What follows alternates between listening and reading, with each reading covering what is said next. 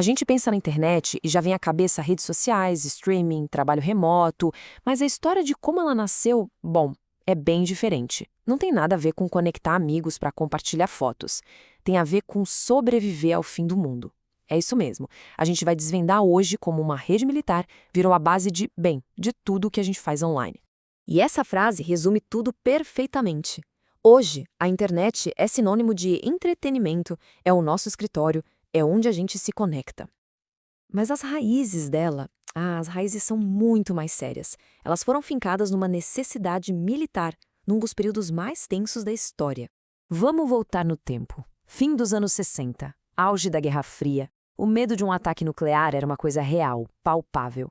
E aí, o Departamento de Defesa dos Estados Unidos se viu com um problema gigantesco. Como é que a gente se comunica se uma bomba, sei lá, apagar uma cidade inteira do mapa? A solução precisava ser uma rede sem um centro, sem um ponto fraco que pudesse ser derrubado com um único golpe. Porque na época, as redes eram centralizadas. Sabe aquelas luzinhas de Natal antigas? Se uma lâmpada queimava, o fio inteiro apagava. Era a mesma coisa. Se o computador central da rede caísse, já era. Fim da comunicação. Cada computador era uma ilha, e não existia um jeito robusto de conectar essas ilhas num cenário de crise. Então, veio a grande virada. A ideia que mudou o jogo, a comutação de pacotes. Pensa só, até aquele momento, as redes tipo a de telefone precisavam de um caminho exclusivo e contínuo entre dois pontos. A proposta nova foi radicalmente diferente. E se a gente pegasse a mensagem, picasse ela em pedacinhos, os tais pacotes, e jogasse cada pedacinho na rede para achar seu próprio caminho? Eles seriam como carros pegando ruas diferentes para chegar no mesmo lugar. Uma ideia genial. O funcionamento é de uma simplicidade elegante. A mensagem é fatiada. Cada pacote viaja pela rota que estiver mais livre naquele segundo. E lá no destino, o computador simplesmente junta o quebra-cabeça de novo, na ordem certa. E a melhor parte, se um caminho for bloqueado, se uma estrada for destruída, não tem problema. Os pacotes simplesmente acham outra rota. Uma solução brilhante e absurdamente resiliente. Ok, a ideia era ótima no papel. Mas onde testar essa teoria revolucionária? O palco para essa experiência foi a ARPANET, um projeto ambicioso, bancado pelo Departamento de Defesa americano, que conectava as melhores universidades e centros de pesquisa. Foi ali que a teoria virou prática. E agora a gente chega num dos momentos mais curiosos e divertidos da história da tecnologia. A primeiríssima tentativa de mandar uma mensagem por essa rede lá em 1969. É a prova de que as maiores revoluções muitas vezes começam com um pequeno tropeço. O plano era bem modesto, tá? Um pesquisador da UCLA, Charlie Klein, ia tentar se conectar a outro computador, a centenas de quilômetros de distância, em Stanford. A missão? Digitar a palavra login. Simples. O que poderia dar errado, né? Bom, a realidade foi um pouquinho mais caótica. Ele digitou L, a letra chegou lá. Digitou O, chegou também. E na hora de digitar o G, pá, o sistema inteiro caiu.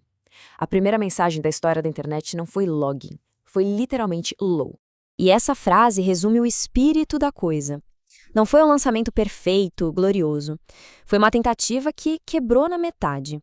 É um começo humilde, super-humano, para a rede de comunicação que, bom, viria a transformar o mundo para sempre. Agora, vamos parar um pouquinho para esclarecer uma confusão super comum. É um detalhe que, na verdade, muda o jeito como a gente enxerga o que usamos todos os dias. Muita gente fala internet e web como se fossem a mesma coisa, mas, na verdade, não são. Pensa assim, ó.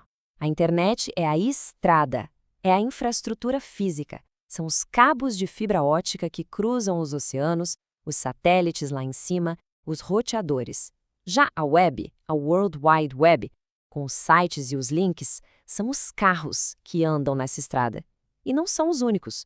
O e-mail é outro tipo de carro, os jogos online são os caminhões, os aplicativos de mensagem são as motos. Todos eles usam a mesmíssima estrada, a internet, para chegar ao seu destino. Com o sucesso da ARPANET, claro, outras redes começaram a pipocar por aí. O problema é que cada uma tinha suas próprias regras, sua própria tecnologia, sua própria língua. Virou uma torre de Babel digital. Para que todas essas redes pudessem se conectar e virar uma coisa só, elas precisavam desesperadamente de um idioma em comum. E a solução para esse caos veio com uma sigla, TCP/IP. Pensa nele como a língua universal da rede. Na verdade, é mais que isso. É um conjunto de regras de etiqueta digital. Ele padronizou como os pacotes de dados seriam enviados, endereçados e recebidos, permitindo que qualquer rede, em qualquer lugar do mundo, pudesse finalmente conversar com as outras. Foi o TCP/IP que transformou um amontoado de redes isoladas na internet. E se a gente tivesse que marcar um dia no calendário para a internet moderna, seria esse, 1º de janeiro de 1983. Esse foi o dia em que a ARPANET simplesmente desligou seu protocolo antigo e tornou o TCP/IP obrigatório para todo mundo. É por isso que muitos consideram essa data o verdadeiro aniversário da internet, o momento em que a unificação global começou de verdade. Então, pronto. A estrada estava construída. Era resiliente, aberta e universal. A grande pergunta passou a ser: e agora? O que a gente vai construir em cima dessa estrada?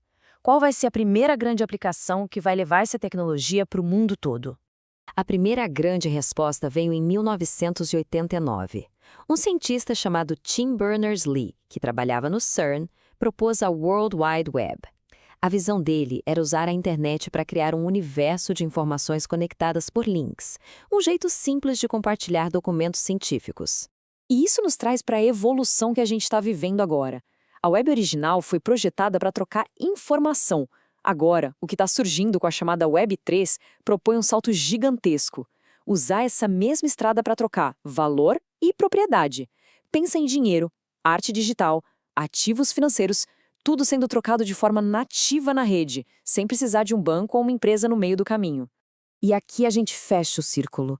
É fundamental lembrar que nada disso, nem a web, nem o streaming, nem as redes sociais, muito menos a promessa da Web 3, nada disso seria possível sem aquela estrada fundamental, construída lá atrás, com a mentalidade de sobreviver a um ataque nuclear.